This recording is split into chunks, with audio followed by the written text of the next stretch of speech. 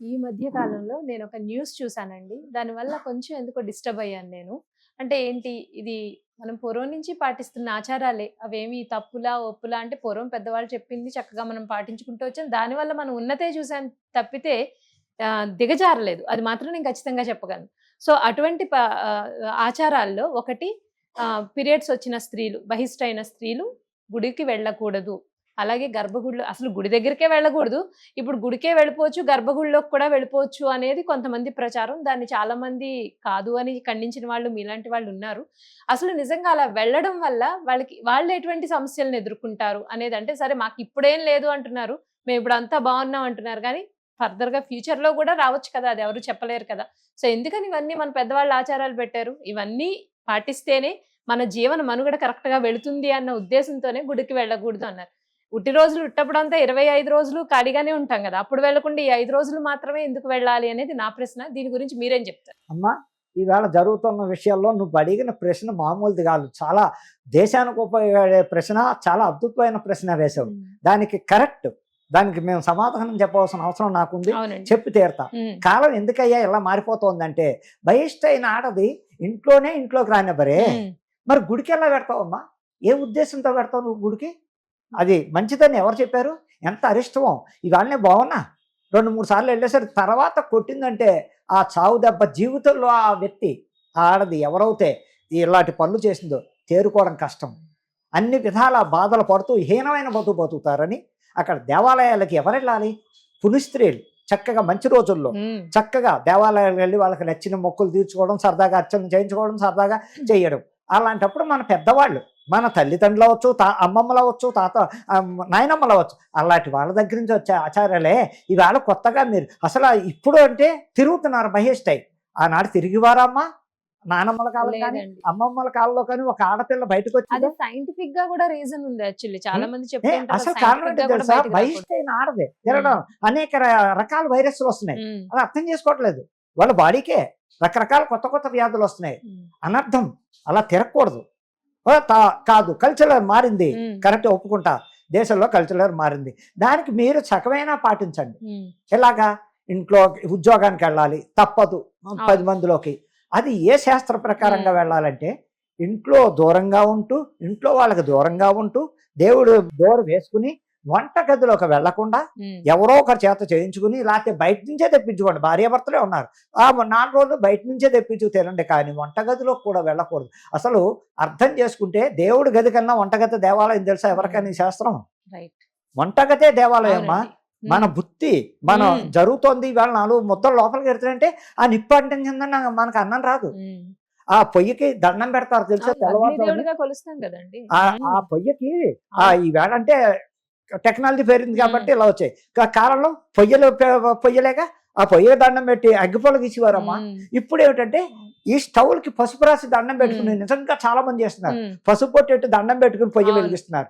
అలాంటి కాలంలో జరుగుతున్నప్పుడు మూఢనమ్మకాలతో మాకేం జరగలే, మాకేం లేదు, మేము ఇలాగే ఉంటామంటే అది నీ ఒక్కరితో అయిపోలే. కుటుంబాలు నాశనం అయిపోతాయి. నువ్వు చేసుకున్నావు, నీ అనర్థం కుటుంబాన్ని కొట్టేస్తుంది. నీ కట్టుకున్న పిల్లలు కావచ్చు, నీ భర్తకే అవ్వచ్చు, రకరకాల ఇబ్బందుల్లో పడుతున్నారే. ఇవి ఎందుకు అర్థం చేసుకోవట్లేదు? ఇకపోతే బొట్టు మానేసారు, అయిపోయింది. ఆ బొట్టు మానేసారు, దానికి బాధపడలేదు.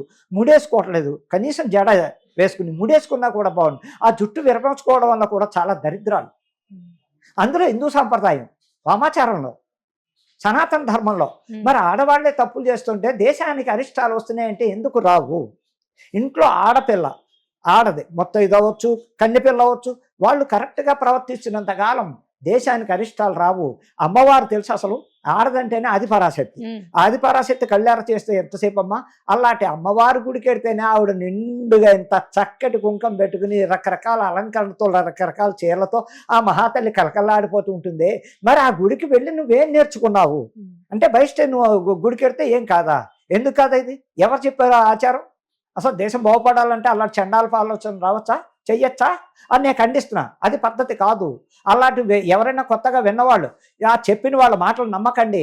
నమ్మి వృధా మీ ఇంట్లో కష్టాలు తెచ్చుకోకండి, లేనిపోయిన అనర్థాలు తెచ్చుకోకండి, ఇబ్బందులు పాలవకండి అని నేను ఛాలెంజ్ చేసి చెప్తున్నాను. ఇది చాలా అరాచకం. ఆ పని వలన అస్సలు బహిష్టైన ఆడది పక్క వాళ్ళతో మాట్లాడటం కలవకూడదు. అంటే మాటలు ముచ్చట్లు అలాంటి చక్కగా దూరంగా ఉండొచ్చు, మన ఇంట్లోనే దూరంగా కూర్చుని మాట్లాడుకోవచ్చు. వంటగదికి దేవుడి గది చూడనంతసేపు ఆ ఇంట్లో శుభాలు తప్పవు. చక్కగా ఉండండి, అర్థం చేసుకోగండి.